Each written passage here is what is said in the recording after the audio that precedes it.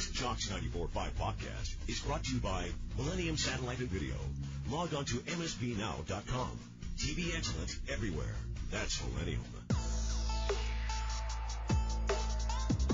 McElroy and Cubelic in the morning starts now. All right, welcome back in. McElroy and Cubelic in the morning, 7:30, as we continue rolling along right here on Jocks. Listen online, jocksfm.com. Apps in your app store, iPhone, Android. You can download that for free. Always listen on the go. That'll also direct you to YouTube, where you can watch the show live each and every day. SMU head football coach Rhett Lashlee joining us now on the Higginbotham Hotline, help preview his season. What did last year do for you guys when you sit there in that brand new facility and you look at your surroundings and just maybe the attention you get, how you recruit, what you're able to do through recruiting, how your team feels, the energy, just anything? How different is what you're doing right now compared to a year ago based on the season you guys were able to put together? Morning, guys. Always good to be with you. Yeah, I mean, I think it did a couple things. I think one, internally, it validated that we belong. There's a lot of work to be done to stay in the belonging category, but when you take a transition and that our program went through, there's still some maybe doubt until you've done it. And I think you got to accomplish confidence. And I think what we were able to do validated that our program can belong back on the national stage where we felt like it should. But I think also internally, it just gave our returning players, our staff, our administration, everybody, our fans, confidence that we do belong. Now, on one hand, we have, I think, as of yesterday on the coaches poll, we have the highest preseason ranking we've had since 1985. So, it shows that we've at least established ourselves back in the conversation. At the same time, 1 year doesn't prove anything, and so I think we're still very motivated internally that we have a lot to prove still. Well, it's obviously proof of concept, and you've done a great job, and obviously have tremendous support amongst the boosters there in the Dallas-Fort Worth area and throughout the country that want to see SMU back. But it looks like now this year could be more challenging because now the target is on your chest to a certain extent.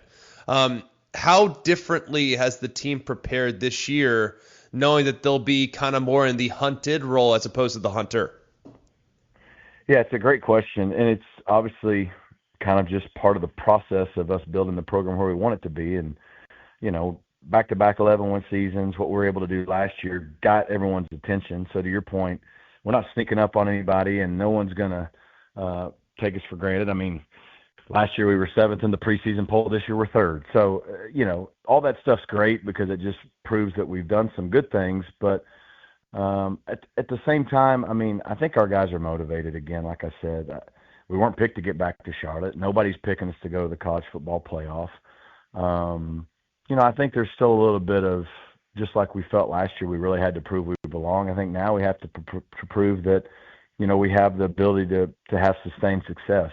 And, obviously, Greg, you were a part of a lot of that run at Alabama. That's what's so impressive about what Coach Saban and y'all were able to do. It wasn't just that you won a few national titles or that you had a few good years. It was the incredible ability to sustain that success year in and year out. And I've said success is really hard. Sustained success is harder. And that's the part of our kind of programs development we're in right now is how do we prove that we can year in, year out be a contender. And so we got a chance to prove that we're capable of that this year.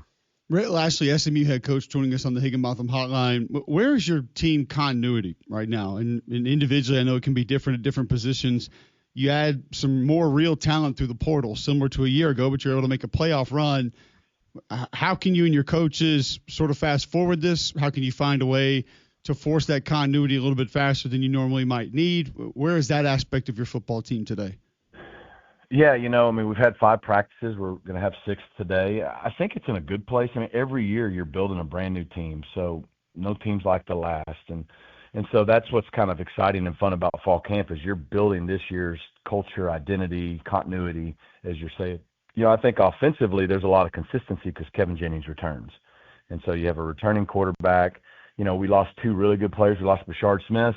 We lost Roderick Daniels. We lost a couple other guys, Keyshawn Smith's in the NFL and so on and so forth. But we have a lot back on offense, and a lot of our new faces on offense are really quality high school recruits we brought in. We sprinkled in a transfer or two up front to help us, but most of our guys are either returning or young guys. So we're in a good place there. On defense is where we lost a lot. And so, there's been a bunch of transfer D tackles and a few defensive ends and linebacker pieces that, that's where we have to try to make sure that we can establish that kind of standard on defense that we've had, that culture on defense that has really helped us the last 2 years. I mean, that's been the difference for us. It's what Scott Simons has done and that staff on that side of the ball. We played championship level defense the last 2 years, and that's why we've been able to win. And so I think that's probably where we've got the most growth that has to occur over this month.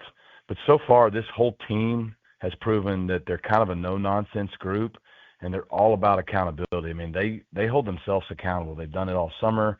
They've done it in fall camp. We haven't faced a lot of adversity yet, so that'll be the last test. But right now, I kind of like where our guys are. Understandably. And last year, you guys are so good up front defensively. I know there's some new pieces there, but with the additions in the portal, you got to feel like it's been pretty good. I am curious about Kevin Jennings' growth and development because I feel like last year was kind of amazing to watch him. He always made plays. That was undeniable.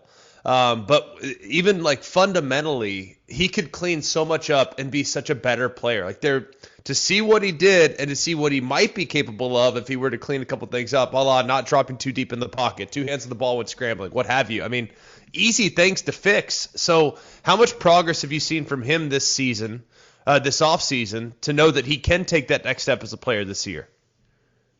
Man, Kevin's in a great place. He's been really hungry to just become a complete quarterback. I think, De'Aaron King's been great for him this offseason.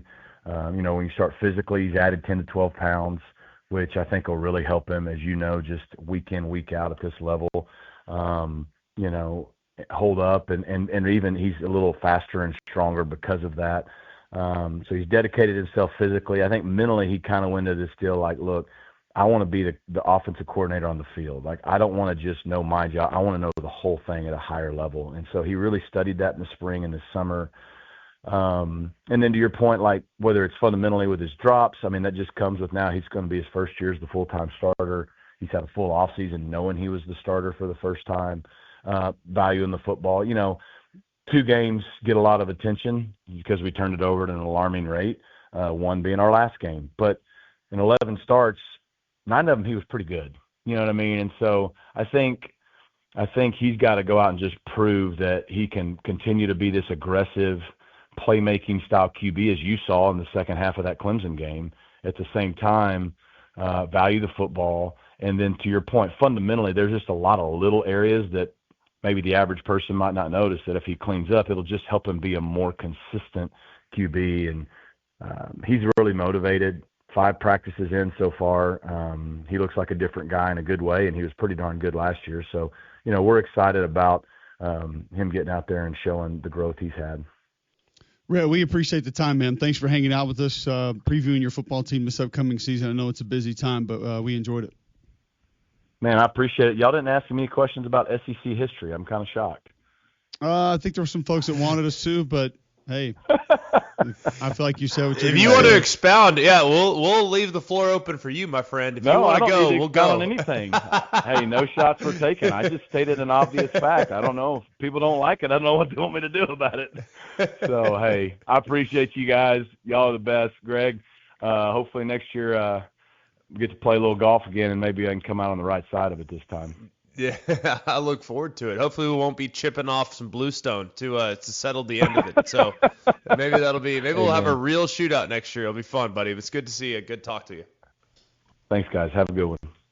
SMU head football coach Rhett Lashlee joining us there on the Higginbotham hotline. And, I mean, more talent coming in. Jeffrey Imba's a name that a lot of people remember. Played at Auburn D tackle, played at Purdue, has a ton of talent, boatload of talent.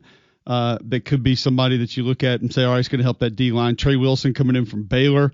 You also have Ja'Kai Lane coming in from Missouri. They've gone and gotten more talent up front, G-Mac, and I think that's the area that a lot of people didn't realize how good they were last year was on that defensive line. The ability to have a couple players that could move around, ability to hurt you off the edge, big enough to sort of hold up, not just get taken advantage of on the interior of that defensive line, and going to try to replenish that and be that again this year.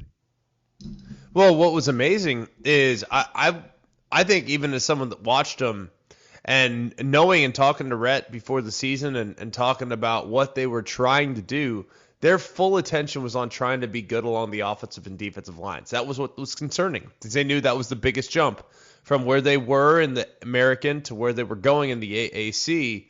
They had to be buttoned up along the offensive and defensive lines. So to know that they went from that being a question mark in the preseason to being pretty dang star-studded by season's end is pretty dang remarkable with their talent assessment and an assessment of how they were going to try to match up week to week. And they got a bunch of guys from Miami, so they had ACC transfers, which were helpful, but that doesn't tell the whole story. Scott Simmons did an amazing job. And I do think that this SMU team, while they do have some things that they need to replace, there's no denying that, especially along the defensive line. And look, people are going to be gunning for them for sure. I'm sure they spent an entire offseason focusing on them, making sure that they know how to defend, what Rhett does offensively, and they're going to be a heavy focus point for a lot of teams, but they're going to be good again. It's just, will they be good enough to get to, say, 10-2, 9-3, to where they're back in the playoff mix and back in the conversation? I don't think there's any doubt. They'll look for some added value there through the transfer portal, and we're going to add some value here on Jocks. I'll introduce you to our friend and wealth advisor, Tad Hill, your trusted retirement planning partner. Tad is a co-host of the Retire with Freedom and radio TV shows in Birmingham and Huntsville, also designated by Forbes as the #1 financial securities professional in the state of Alabama, multiple years running. Tad, what do you have for us today? Okay, today is a topic that we've discussed before, but it's a pretty constant issue, and that is market volatility. And definitely the markets have been topsy-turvy for months in a row now. And if you're already retired or you're within 5 years of it, there's a thing called sequence of returns risk. And I can't go through all the math here. I can do that in our course or in a visit. But the bottom line is, if you get poor returns early in your retirement, then you are at a much higher risk of running out of money. And our Retire with Freedom process is designed to help you build a plan to insulate you from that. We can help you. I would really encourage you to come to one of our courses or come in for a visit. And the way to do that is to text JOCKS at 205-988-0006. That's 205-988-0006. Text JOCKS, 205-988-0006. This is a paid placement. Investment advisory services are made available through AE Wealth Management. For more information about Forbes rankings, visit Forbes.com. Go inside Jocks 94.5 on Jocks TV. Morning Jocks, Mac and Cube, three-man front video simulcasts are presented by Bill Smith Buick GMC and Game Day Men's Health. Watch on the Jocks mobile app and YouTube by searching Jocks 94.5 TV.